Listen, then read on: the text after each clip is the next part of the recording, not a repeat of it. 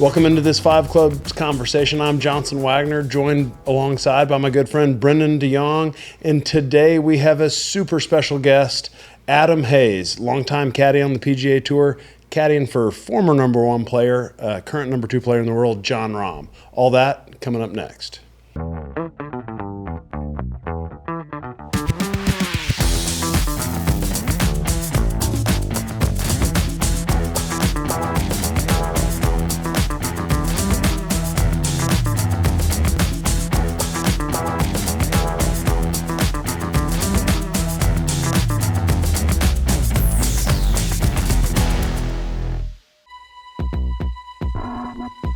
I think this is only a grip.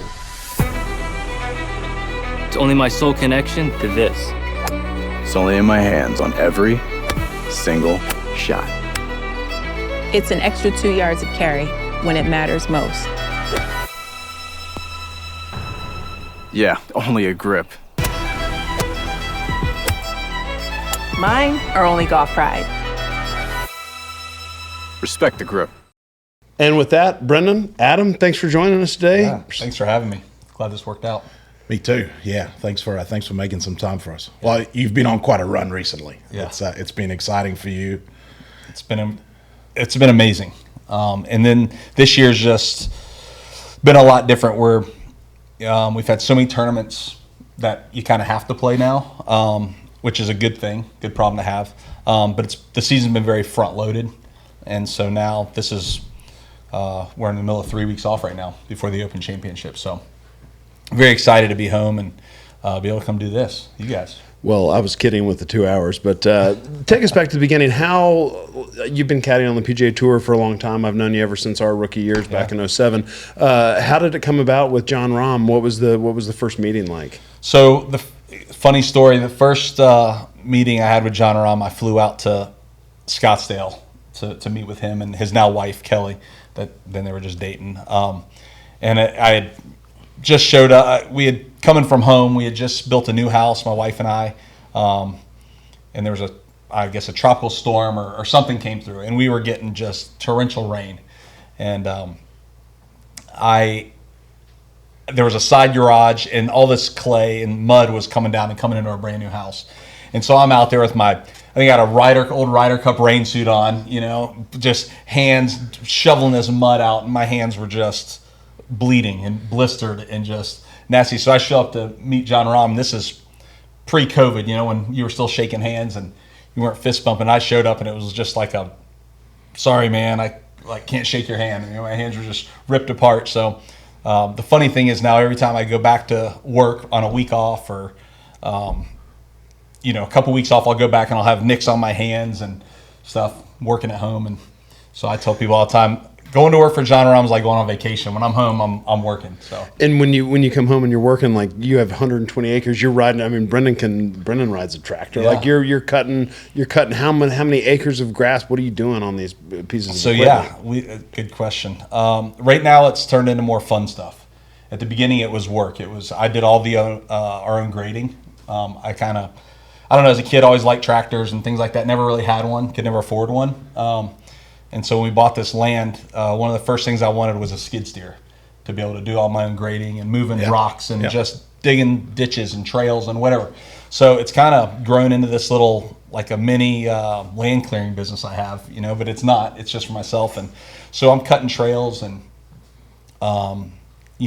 just got this morning, actually, I put a new drive in, a road I had to put in for a new little area. I cleared out where I'm going to store some of my stuff. And it's just working. So working with your hands on the land and doing fun stuff. What's your favorite piece of equipment you have? So I've got a thing called a Baumelite forestry mulcher. And basically it's a head with about 40 teeth on it that spins around at anywhere from 2,500 to 5,000 RPM. And it just eats trees up. So it just kind of go in a straight line. Anything less than 6 inches, you don't even feel it mulching it up. Anything bigger, you got to take your time a little bit. But that's kind of turned into my most fun thing, to go and just make a trail wherever you want to go. So you're making these trails. What are you riding?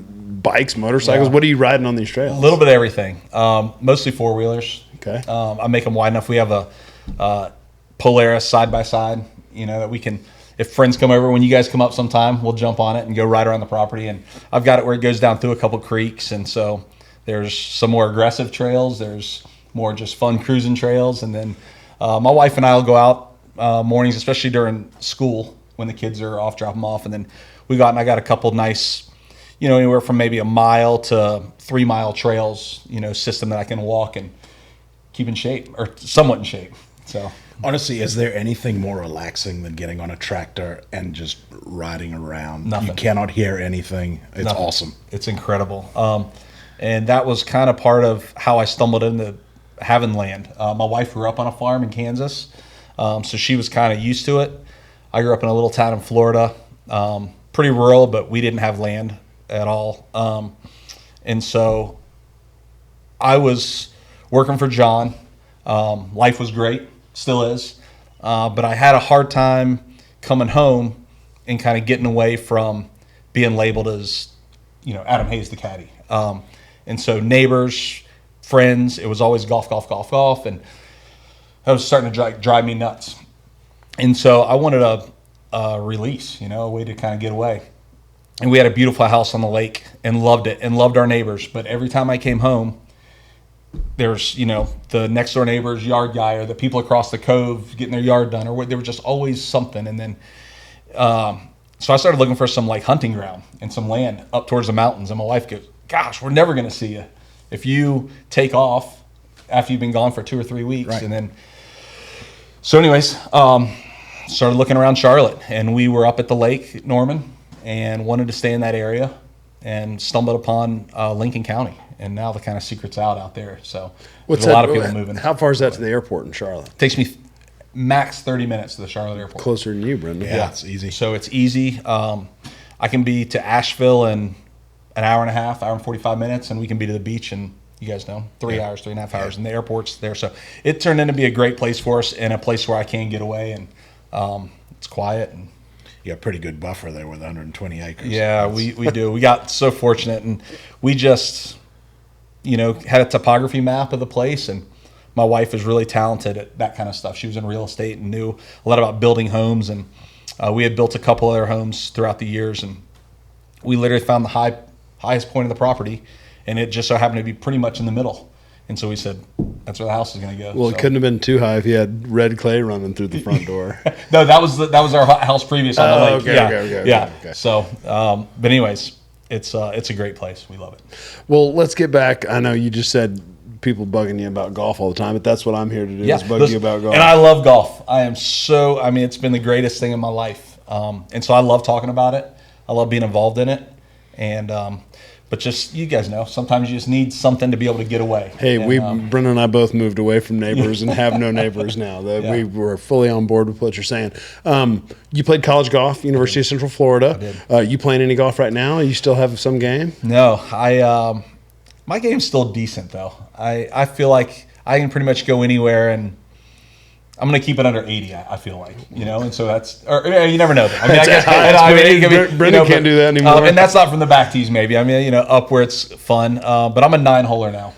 I love 9 holes, cooler beer, speaker, and then occasionally go somewhere and play. But I'd say if I play 3 rounds of golf a year, that's a lot. So was the aspiration ever to play professional golf when you were in college? 100%, yeah, it was. And I tried. I played some state open type things and some mini tour stuff around Orlando after college, and played on the Hooters tour for a season. Played with Zach Johnson, Vaughn Taylor, Chad Campbell, was killing everybody out there at the time. And that's kind of how I stumbled into caddying. I wasn't good enough to play. Found that out real quick, and was going to be getting an insurance job. And a good friend of mine, Danny Sharp, who caddies for Lori Kane, or was caddying for Lori Kane on the ladies tour. They used to practice at our club in Florida, and he said, "Man, I don't really see you sitting behind a desk, selling insurance." So the ladies tour at the end of '99 was down in Florida, and if I remember correctly, they had 3 tournaments, like Grand Cypress, somewhere down in Naples, and then Doral. And he said, "Why don't you come caddy for a couple weeks and just see?" And I think he wanted me to keep trying to play. But those days were gone. And so I caddied for 3 weeks, loved it, and never looked back. And how long So- did you end up caddying on the LPGA? I caddied on the ladies tour till the beginning of 2004, Okay. and then Vaughn Taylor, who is still one of my best friends, needed a caddy, and I had just gotten fired actually by the girl I was working for. His dad fired me. That's classy. That's okay. Which best thing ever? Send him a Christmas card every year, because got on the men's tour in 2004 with Vaughn, and Vaughn won a tournament that year. Won another tournament the following year, and then in 2006 made the Ryder Cup team, and kind of that was when I knew that, like I think I can make a living at doing this and continue to do it. So here I am. Yeah, that Ryder Cup team. So did you win twice with Vaughn in Reno? Yes, Both times were Both Reno. times, That yes. that old Montreux golf course is one of my favorites, and so fun. I hated when they went to Stapleford because I think it took the huge number. You can make a 10 out there on any given hole if you Yes. were off the planet. But Beautiful anyway. golf course, and the homes and just the area was awesome. And yeah, I miss going there. So that's got to make you one of very few caddies that have caddied on a European Ryder Cup and an American Ryder Cup team. Yeah, I don't think there's very many, and I laugh because there's only one other thing that I really want to do. I caddied on the Solheim Cup team on the U.S. side, and it'd be fun to caddy on the European side in the Solheim Cup someday, but that probably won't happen. But it was so I think Fooch that caddies for Billy Horschel was caddying for Billy Horschel. I think he's done one on both sides, maybe. Well, he would definitely have done one with Jay Rose. Yeah, I mean he's definitely done one there. I just don't know if he's done one on the U.S. side. I don't know, but I think there's maybe one other person. I'm sure. Is it hard being an American caddying for a European guy in a Ryder Cup? It's not. I get asked that a lot, and I'm very competitive, and I like to win. And I've always told guys, you always want to be on the winning team. As American as I am, and I love America, and but you don't want to be on a losing team. And so I hate it's to very easy for me. I hate to say this, but I think the European team room, caddy room, would probably be a hell of a lot more fun than the U.S. side. I think that's changing now. I think it's changing, yeah. But I think back in 06 especially, I would have way rather been on that team. And your team, how many have you done with Rahm now? 3? This year will be 3. Okay. Yep. We did Paris, and then Whistling Straits, and then this year back in Rome. So it's gonna be awesome. And yeah, the team rooms. Listen, I mean they're both great. The U.S. guys have a lot of fun. There were some years maybe where it wasn't as much, but in 06 we had an unbelievable team room and a great group of caddies, and we had a ton of fun over there in Ireland. And we got beat up bad in that Ryder Cup, but we still had a really good time. And the European guys, that's just kind of how they roll. They always have a good time. So That would have been Matt Hauser's only Ryder Cup with J.J. Henry. yeah. And I've heard him tell many stories about how it was Tom Lehman the captain. Tom Lehman, Yeah, that's I've heard that was a fun. yeah, it was a fun Ryder Cup. The beat down on the golf course wasn't great, but the hang time off the course was awesome. I mean, it really is. That team room is unbelievable. I've obviously only been lucky enough to play in one, but it really is. It's phenomenal. You start looking forward to it. Yes. It's you can't wait for the mornings and the evenings. It can get pretty fun in there. It's awesome.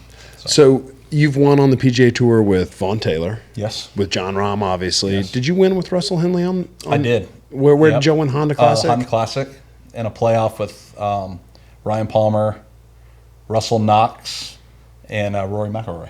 So that was, and Rory hit an incredible shot in 18 Unbelievable, to yeah. force a playoff. But when you made the decision to go seek out Jon Rahm, you were caddying for Russell at the time. I was. And was that had to be like a gut wrenching decision at the time, because Russell's a good dude and obviously a good guy to work for. Great player. Yeah, and so it wasn't. I wasn't actively looking. But, I didn't go out looking for Jon Rahm. I was happy working for Russell Henley. I had gotten approached by, some people that just if I would be interested, and I said yeah, but not. Basically, I want to finish out with Russell, right? I never want to leave me behind dry, middle of the season, whatever. And when Russ didn't make the Tour Championship that year, a couple days later, I flew out to Scottsdale and met with John. And living in Charlotte, that's a benefit. You just jump on a plane and go. And I went out there, and we hit it off and got along great. Spent a couple days and came home. And when I got home, there was a text message or something that just said, "Hey, John would like to hire you if you if you're into it. That's a big risk. Yeah, you did. You took it a big was. risk. And I think the way that it went down was, I wasn't done working for Russell. I was still working for Russ, and so to make that phone call to Russell was tough. I mean, I'd gone to his wedding. He was awesome. His wife, Teal, is an incredible person, and her and my wife got along good. And so it was a hard phone call to make. And to this day, I still see Russ, and we still talk, and I would still consider him a friend. So, yeah, but I love caddies. I think you know that. Matt Hauser is one of my favorite people of all time. We worked together for 10 years. Yeah. When an opportunity comes up like that, that's things that caddy dreams are made of. You want a young stud coming out of college, and now it is by no means was it guaranteed he was going to be who he is, but you got in there in the beginning, and you obviously your caddy credentials are next level, but you got in there at the beginning and have been a part of every step he's made. That's got to be extremely rewarding to take someone with all your experience, take someone from coming straight out of college to now a two-time major champion. Like, kudos to you. It's not like the player, obviously, and you would say it too, but the player is the story. But you've been there from the beginning, and it's not many guys. Like, you look at a Victor Hovland, Biggie's was on the bag, Jason Shortall, and he's moved on to Shea Knight. And you get these young studs coming out. It's very rare that first caddy stays with them as long as they have. Yeah, so. There was a lot of when I went to work for him. You get little jabs in the caddy room from guys like, saying, no, you never want to be the first, right? You're not gonna bad move, like kind of bad move, type thing. And that was fine, whatever. I promise you it didn't bother me. But it's you're right. You don't necessarily want to be the first guy sometimes. The one thing that I will tell you about Jon that was very clear from the time I met him is his loyalty. He's an extremely loyal person. Very thought out, like when he talks, and he's I'd say he's a deep thinker, and he appreciates the team concept, and he doesn't like a lot of interchanging parts. Doesn't want things moving around. He's done that with not only his team but his equipment. I laugh at him all the time, because he's still playing the same shaft in his driver that he played in college. He just doesn't like tinkering. He couldn't tell you how many grams it is or what his lie angles are or anything. He just this is what works. That's it. So it goes through. That's just the type of person he is. He's got a small circle, but the people who are around him, he's very loyal to. And so, did you know with him right away that he had the potential to be this kind of player? Yeah, yes. Right from the start. I mean, I had seen him when he played as an amateur in Phoenix. Kind of watched him one time. Just happened to, I was maybe there getting a spot on the range, and he was 5 or 6 stalls down, hitting, and I just watched him, because I'd heard about him, and obviously had already won one, I think, Ben Hogan Award maybe in college, and had maybe, I don't know, 6 or 7, 8 wins at that time in college. So you knew who he was, and I just watched him hit balls and thought, man, it's a little different, action short, but it was just the people talk about that sound, right? And he had that, and then the way he walked around, he didn't walk around like he was a senior in college. He walked around like he had already won 10 times on tour. And so when I met him and then realized what a good person he was, what a talented golfer he was, it was a pretty easy decision. And then to see what he's done it's been awesome. Well, you had to adapt a little bit as well. I mean, obviously he brings a fire that's very different than a Jay Bird or a VT. I mean, VT is about as laid back as they get, Certainly, right? Yeah. Now you've got this guy that's got a deep burning fire. That's a big move for you. And caddies, I've always said, if a caddy needs to be a chameleon, right? They just need to adapt to their player. If I was working for you, or after a week or two, you get to know the guy. You'd hate life if you were working for him. But you adapt to him, and it's maybe not. I'm not saying you don't act truly who you are, but you kind of have to put on a different hat sometimes, and put some different things aside. And with Jon, it was different, not necessarily because of the passion or the fire, but more he was young, and there was a lot of expectations on him. It was the first guy that I had ever worked for that wasn't, not that, established is the right word, but, guys had played mini tours, and, Jay Bird, Vaughn, Russell, they had all kind of played in somewhat, and, but Jon had all these expectations. And so then I felt like there was a lot of expectations on me because these guys go out, find me, hire me because they think I'm the guy that's going to help him win. I'm not the guy that's going to help him win, but for me to be able to just mesh with him and make him as comfortable as possible and be the same every day is what I kind of pride myself on. Show up the same, look the same, act the same. I'm not a roller coaster. I'm not up and down, emotionally. I just kind of try and be calm and then let him just do his thing. So it was an adjustment. Y'all got that first win, Torrey Pines. So when you win that tournament, I know winning your first tournament on the PGA Tour, I think I celebrated for a year. Like a guy like Jon, who is now going to be a World Golf Hall of Famer, how did y'all celebrate that first win? Did he get over it quickly and move on to the next? Like, what was that like? Yeah. So, we had a little celebration dinner that night.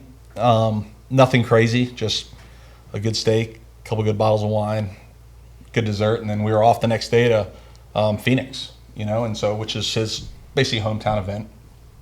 And so it was, the next day or, Monday afternoon, we're out at, TPC hitting some putts, and it was on to the next. So it was a huge win for him, and it was very special, and it always will be because he loves San Diego also.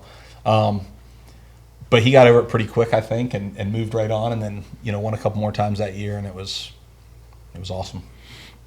Did it take you a little while to get comfortable showing up at a major knowing that you are one of the favorites? Yeah, it's still a learning curve, and there's a lot of expectations, but to me it goes back to having that kind of consistency. It's the same thing.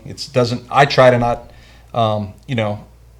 show up and feel like, okay, LACC, it's the U.S. Open, I got to do all this special stuff, and I need to go do this. It's like, no, I'm going to go walk the golf course. I have this little rule where I like to caddying. I like to see the golf course at least 3 times before Thursday. Okay. If that means I need to go out in an evening on Wednesday evening and walk 9 holes because I've only seen that 9 twice, I'll go do it.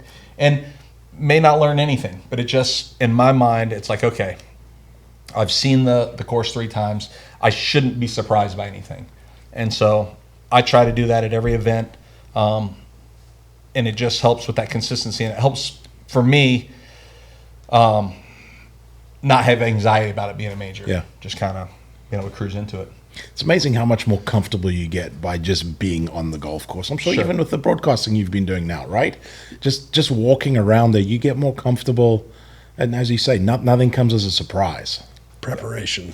Preparation's key for whatever you do. If you prepare well, you're not, like you said, not surprised by anything. That's massive. One of the coolest things I heard recently, I like listening to podcasts actually, and listening to them on planes and things like that. And a good friend of mine, David Novak, does a podcast called How Leaders Lead, and he gets all these top CEOs and people who have been very successful in the business world, and they talk about their preparation in business and the way they lead and all these different things. And the one that Jim Nance did, and it talked about his whiteboard that he carries, and all the research he does and how he just, has newspaper clippings and how prepared he is. And that really, I've kind of taken from that and other things and just be like, hey, listen, yes, I'm just a golf caddy, but I take it very serious. And if I can be prepared and not overly prepared, that's another thing. Like I think you can have too much stuff going on in your yardage book. You can have, and it almost makes you have more maybe anxiety as a caddy. Guys jumping around looking at too much information.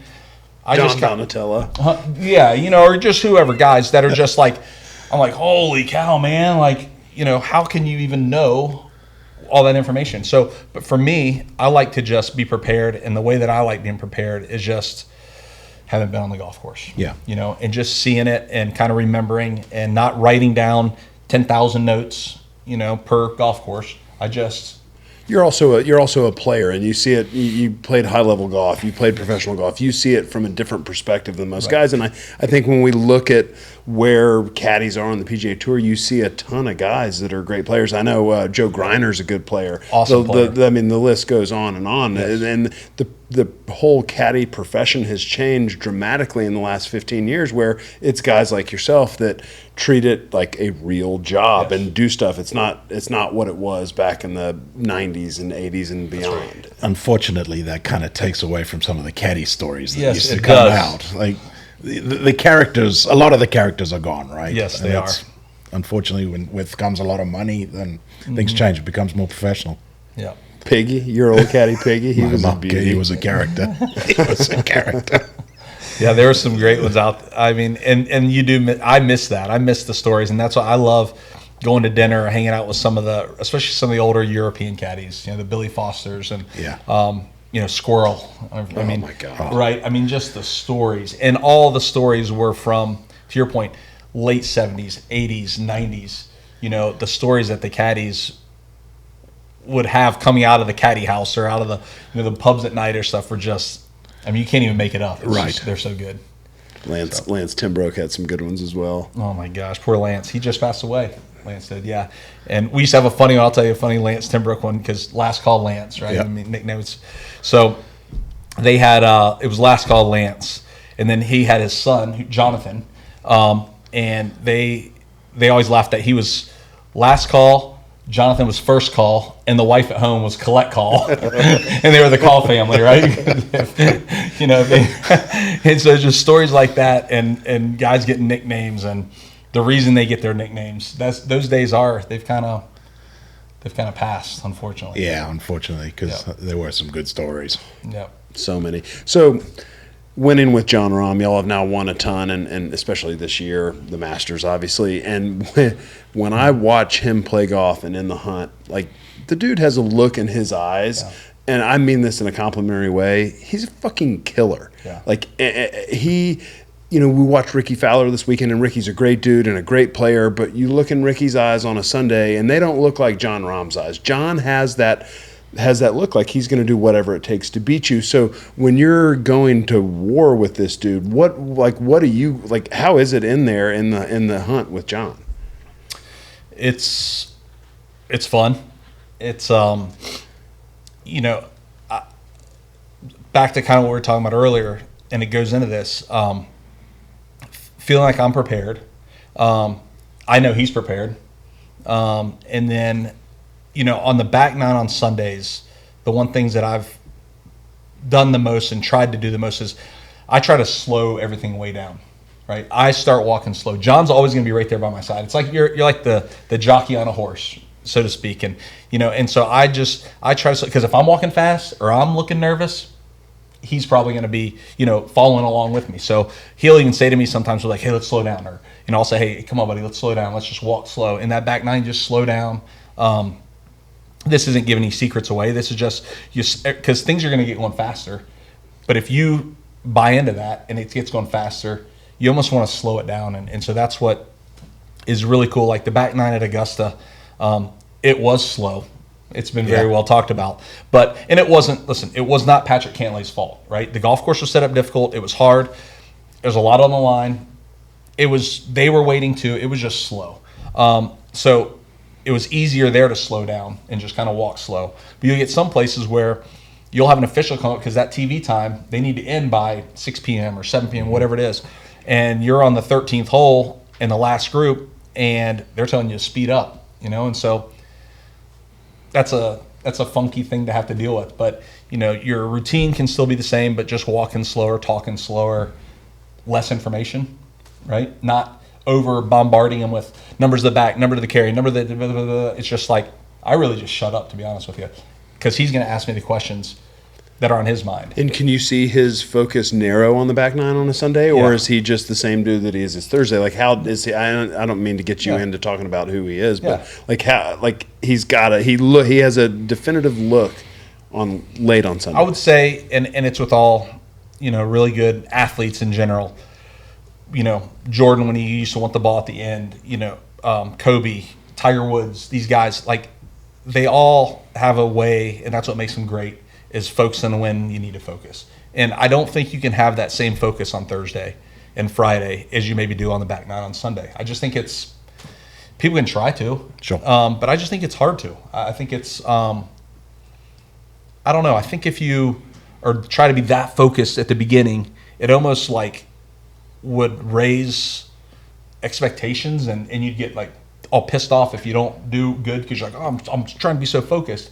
So Jon, I just see that there's times earlier in tournaments he's maybe not as focused, and we make some mistakes. You know, it is what happens. But very rarely on the back nine on Sunday when he's in contention does he make mistakes. And it's not that he's trying any harder or anything. It's just he's a little bit more focused on the task at hand. And as a caddy, I can feel that from him and read that from him. And you see other guys doing it too. I mean, listen, Brooks on Sunday was just as focused as he had probably been all week, you know, and Jon just played good, and Brooks had a few breaks that just didn't go his way, you know, but those guys, you can see them focused in and just kind of ready to go. At the end of every year, they send us a survey. I ignore half of the questions. One that I always would answer was, what could we do differently for the caddies? Are you guys starting to get treated better out there now? We are. It's been incredible. From a few years back when the Caddy Association, filed a lawsuit against the tour, and that kind of, from that point on, it has changed, and it's changed for the better. Parking's better. We used to have to park miles away and take a shuttle in, and it was ridiculous. It was hard, right? It was hard because and then little things, being able to go in the locker room now, just to, and not to hang out, not to have beers and sit around and whatever, but it's to take your launch monitor or get an extra gloves or balls or just whatever, instead of having to ask the security guard, and you stand there and you're like, and you're waiting, you got 3 minutes to be on the tee, and you're waiting for this guy to bring you something back that your player needs. And so now to be able to go in and come out, and then the food has been so much better. It used to be, we had the caddy wagon, which I actually missed. I missed the caddy wagon. It was fun to be able to go in and have a place where it was just the guys, and you guys, the players, would come in and sit around. That was fun. Since that's no longer, the tour has really stepped up, and majors have stepped up, and it's the hospitality we get now is really, really good. Well, I mean, you alluded to it. Jon views he's got a team, and you're one of the biggest parts of that team, and the agents and the trainers, they all get to go into player dining. I mean, it's ridiculous. I think COVID actually helped a lot with caddy hospitality in that way, because it was just players and caddies, and they're like, oh wait, we can facilitate this. But it's been a long time coming, and there's still a lot of room to go with the way it's treated. But y'all are a vital part of the PGA Tour. There's only two things that are required to play a PGA Tour event: players, and that player has to have a caddy. And so if you don't treat them with respect, and it's the old sign, like public welcome, no caddies allowed. Exactly. Like, it's ridiculous, and that was the old way. And fortunately, we're moving past that. But anyway, it's been great. And honestly, we don't, the caddies don't necessarily. No offense, we don't want to hang out with you guys after the round, right? I mean, listen, we like hanging out with you. And if you guys want to come hang out, that's fine. But you guys don't. You guys want to be able to get away from us, right? And so I love that they have player dining, caddy dining, and then they'll have the player family dining, right? So players may not want to sit in with all the families. They may want their time, and that's just things that. And sometimes I know there's space; it just doesn't allow that. But they've done an amazing job, even if it's just a temporary tent that's air conditioned now and stuff, that where caddies can go and just get away from their player maybe a little bit, take a deep breath, decompress, go back out to the range or the putting green and collect their thoughts and bring something to the table. Whereas in the past, there's a little table under a tree with a bag lunch or something that's like 3 days old, and then the caddy's all pissed off because, and then they go back out and, you're like, hey, let's go practice for a couple hours, and the caddy's all pissed, grumpy of his own. It's like, so it just all kind of flows now, and it's just, the environment is much more healthy, and I think guys are appreciative of it. No doubt about it. So thanks for filling the surveys out. You're welcome. I feel single-handedly that I changed this for you. You're welcome. So you got the Open Championship BL's next start in a couple weeks. Jon hasn't had necessarily the greatest of Open Championship records. I know he had a third back in 2021. But of all the majors, I would say it's maybe his weakest to date.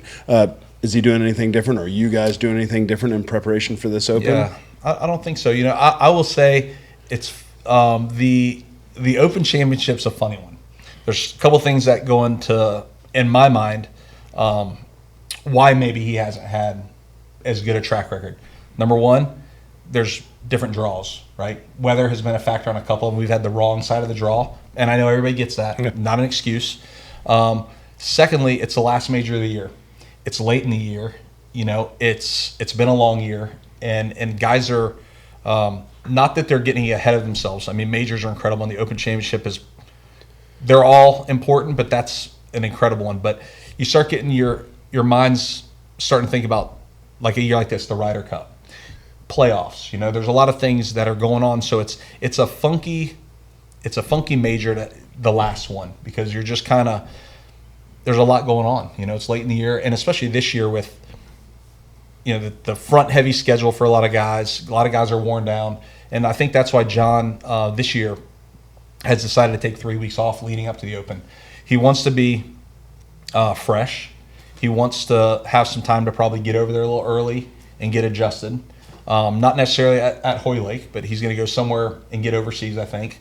And then kind of be refreshed and kind of almost like hitting the reset button and starting a new season, to the end. So hopefully this year's different at the Open. He's played Hoylake in the past. He likes it. And I've got a buddy who's been over there working and has been sending me some updates on the course, so it looks like it's in great shape, and it's going to be awesome. I was there in 06 and in 14. I think it was 14, right, when Roy won. But I was there both those years, and they were two totally different years. Obviously, Tiger winning in 06, it was so burned out and dry, they weren't even letting people smoke in there, like a smoking ban, because they were scared the whole place was going to go up in flames. And that was incredible. And then in 14, it was obviously a little more linksy, wet, English weather. So be interesting to see what happens this year. You speak of the schedule for this season, and I find it a little bit ridiculous how many. At least after the Masters, you had the RBC. That was a designated event, and then after the U.S. Open, you have a designated event and the Travelers, and it's asking a ton of these top players to put it all out there during a major, and then to be expected to show up. And just kudos to you and Jon. Like, I thought that was one of the classiest moves ever, showing up to the RBC, and that round Friday, like that has to be one of the best rounds he played all year. Yeah. Just he's exhausted. He doesn't want to be there, and he goes out, makes the cut. Y'all finished top 20 that week. I thought that was an incredible performance. But hopefully they can get this schedule figured out next year to where y'all aren't required to play either side of majors. Yeah, I think the tour. That's the one thing that I would say. The tour, and I know they were thrown, their backs were against the wall, and getting this schedule out and getting these elevated events. But looking back, I think that wasn't thought through on having them after the majors. It should have been, and I don't know. Listen, I'm not saying what should have been or could have been, but that's one thing that I've heard a lot of guys rumblings that, it's week after major, and a lot of guys take off the weeks after majors and the weeks leading up. So, listen, they'll figure it out. It wasn't ideal, but nothing was ideal this year, I don't think. And when it comes to just what's been going on in the landscape of golf, and so everybody will learn from it. It's new, and I think it'll be really good going forward. Have you guys got a regular practice round group for the majors? Not really. He plays Augusta. He likes, him and Phil are buddies. So he plays with Phil a lot in practice rounds at majors. Him and Sergio are buddies. They play practice rounds. So there's nothing set. Him and Tony Finau are good pals. They play a lot together at home, and so those are kind of usually the guys. Play one day with Tony a lot of times. One day we kind of just show up at the tee, and just if somebody's there, great. If not, just go by ourselves. So that's kind of what the majors have been the last couple of years. Yep. And so I don't know. We'll see what happens at Hoylake. We might go out and do something different. Maybe I'll say, let's go tee off at 10 o'clock at night. Right. Because you can stay here or something, play a late 9 holes, after dinner or something. Yeah. Who knows? But caddying for so many different guys, and you've already said how you just try to be the same every day. Has it genuinely been just you being the same person every day with Jon? Have you had to do anything to adjust your specifically for him, or are you just that same guy? No, I just try to be the same, and don't do anything different than what you're comfortable doing. And so Jon, like I said, he doesn't throw a lot of different variables into things, so it's very easy to stay the same, and just show up day to day. Try to keep everything as simple as possible, and it's all the players are different, as you know. Vaughn was much different than Jonathan Bird. Jonathan Bird was much different than Russell Henley, and they are all in their own ways amazing, and great. But it's just different, and so being able to adapt to each guy for those 6-8 hours a day you're with them is, I think, what makes guys more than numbers and information you give them. Sometimes that's more important as a caddy. I have a lot of respect for that statement. You're the man. Jay Bird, I can't remember the year. Vegas. You were on the bag when he 2010 hole-in-one walk-off win incredible. in Vegas. Is that your favorite memory on the golf course? It's yeah. I mean, listen, majors have been amazing. Yeah. And those will definitely be the top.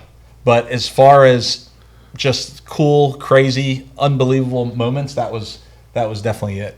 And it was so funny because I think it was Cameron Percy, Yep. Yeah. Martin Laird, and I feel like there was one. I feel like it was a 4-man playoff. Maybe it was only 3. I don't remember exactly. But Martin, I think, was in the HSBC, which was the next week in China, and it was late and it was getting dark, and the rules official was they were contemplating whether we play one more hole or not, and it was getting dark, but the sun's going down behind the mountain, but there's this layer of clouds and there was this gap, I don't know how, and I'm like, dumb caddy, I'm wanting to play, right? Because I'm wanting, like, let's go. I had no clue he was going to make that, or anything, but I'm like, I don't want to come back in the morning, man. I got a red eye home tonight. I got to change my flight. Let's get this. So I'm like, I think the sun's going to hit off the clouds and we might get a little go. Like, genius over here. And so anyways, there, I kind of talked Jay Bird into, he's like, yeah. And then Martin's like, well, I got a flight, to catch. I can't change my flight going to, so, yeah, let's go one more hole. Boom, hole in one. I was like, it was incredible. So it was, looking back on it, that was the craziest thing I've ever seen on a golf course. I mean, it was you couldn't even really, could you see the ball go in the hole? No. And it was funny. They wouldn't let they had put some ropes up. So the fans were only on the side of the tee box and behind the tee box on the 17th hole there at Summerlin.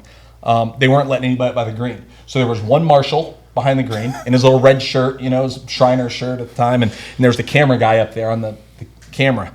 And, the ball lands and it's rolling towards the hole. And all of a sudden the guy with his little paddle back there puts his paddle up. And I'm like, oh, did that, and then it was like, and then there was a delay on the TV and then you heard it from the big Jumbotron. So it was like there was one person and a camera guy. And the camera's like this, like not moving right at the hole. So I'm like, holy shit, I think that thing it was just like bananas. So it was awesome. All right. Every caddy's been fired. Yes. Give me a good firing story. Well, they say you're not a caddy until you've been fired. Right. Luckily, I've been fired one time. Okay. And it was on the ladies tour. That was the dad who fired me. And so I kind of became a caddy then, I guess, a true caddy. And but the story goes with that. I got 2 stories, so I'll tell you that one. So I'm caddying for, and she was a sweetheart, and she still is, I'm sure. I've lost touch with her, but Ari and Ari Song, Yeah. They were twins, amazing golfers. And the dad was very strict. Involved. There you go. That's a good word, involved. And so she had played really well, lost a tournament to Annika Sorenstam, who was, nobody could beat Annika that year anyways.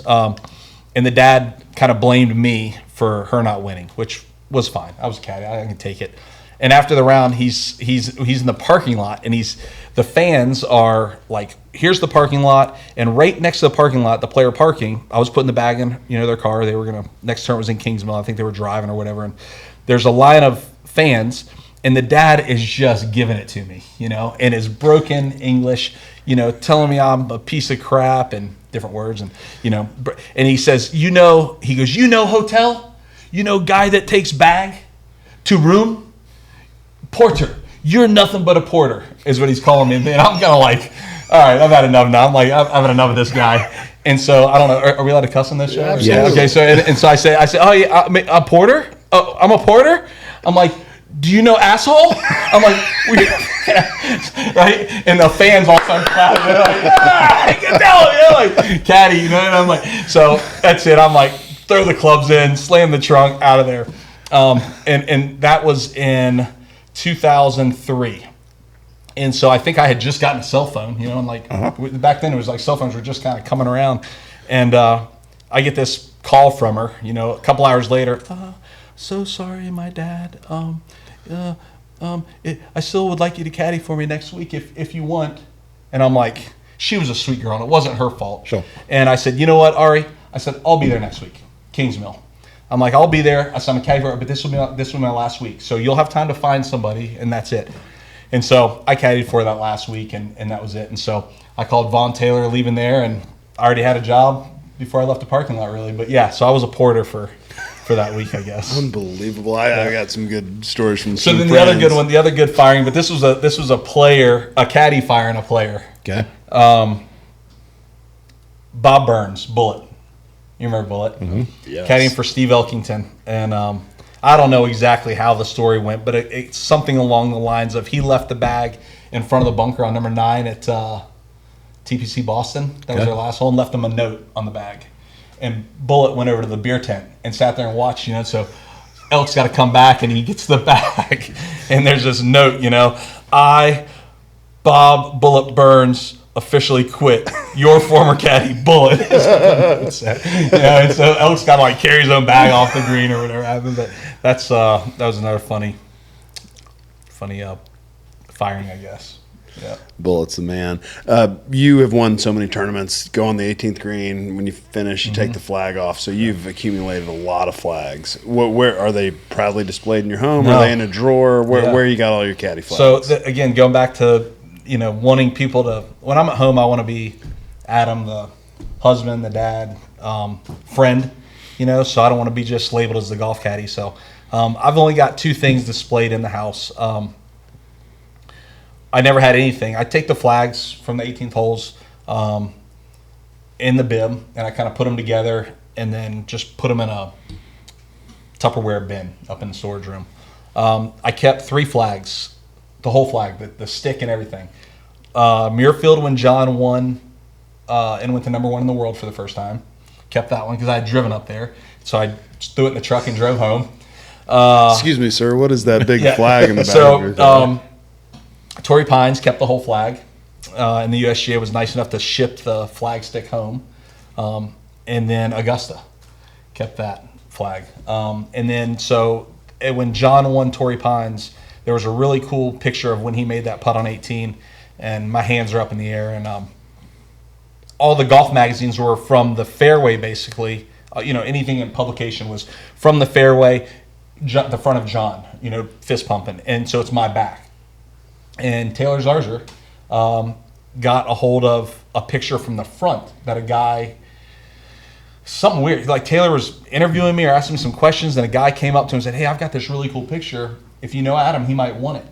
And so Taylor kept this thing for years. And last year I was playing with Taylor down at Quail Hollow with a good friend of mine from New York, a guy named Joe Toot, awesome guy. And we all played golf together at Quail Hollow. And Taylor was telling this story about this picture, and so Joe got a hold of it, got it blown up, and gave it to me this year at Christmas. And so I have that picture up, and then I have the Augusta flag in the corner of the office. That's it. So those are my only 2 golf things in the house. Those are 2 pretty good things to have in the house. Yeah. So I keep them. Someday, the kids will think it's cool. I've never had John sign one though. So that's you got to do that. Yeah. You know what? I don't really ask John for his autograph. I haven't done it much. And so I just made it my little thing. And once I realized that he was probably going to win a lot of tournaments, I'm like, you know what? I'm not going to ask him every single time. So I think someday maybe when I'm done caddying or he fires me or whatever, maybe we'll go and just open up a couple bottles of wine and go back and tell stories and have him sign them then. Sounds like a plan. That's the plan. All right, I gotta get this out because I feel like I've taken so much. I feel like I've taken the brunt of so much blame for going on over a decade now. You and I went to a Jack Johnson concert together with Brian Reed years ago, and we got kicked out of the show. We did. And I'm not saying that I'm not going to take any of the blame, but if I recall, you took the dude's hat off, and that's when security came. Yeah, it could have been. Yeah, I don't know. I mean, we'll have to. Maybe we should get Brian Reed on the. Maybe we get him on the phone. Adamantly denied it out there. You adamantly denied it. We were sitting. I think what happened. Don't let him off. I think it got taken off of his hat. Maybe you took it off the first time. Now that could be So I think interesting. what got That's us thrown out was the interesting. second time it got taken out. And maybe I'll take the blame for taking out the second. But I gave it back to you because I think you wanted to dance with this guy's little fedora hat he had. And I don't know exactly. Well, we were sitting second row, and I mean, right above the pit, the best seats I've ever had for a concert. And the family wasn't even dancing; it was ridiculous. So that's right. That's what it was. They were sitting down or something. they were sitting down, Yeah, and not enjoying the show. I took personal offense to it, which I've learned a lot from. It's all that coming lesson. back now. Yeah. So I think it was the second time is when I took his hat, and that's when we got thrown out. But I think I laid the ground. I laid the groundwork. But I will never forget. I'll never get sick of telling it when Brian Reed is in tears as the song he named his daughter after. He's begging the security guard to let him stay in the show. But Did he ask if he could stay for one more song? he was like slow walking. I remember the security guard was like, yeah, he like kept grabbing him. He's like, you're out of here, and we just left. I'm like, I'm over this anyways, you know. Like, and I named this song after. I named my daughter after this song. Yeah. Oh man, so it's good. too funny. That was awesome. Adam, you're the fun. best. Good luck you. going forward. You know, too. I really like your perspective on you just show up and be the same guy every day. I think that is incredible, and I think we could all learn a lot from that. But good luck to you in the future. Thank you. You too. Thanks very much for spending some time with us. Good to see you, my friend. You too, man.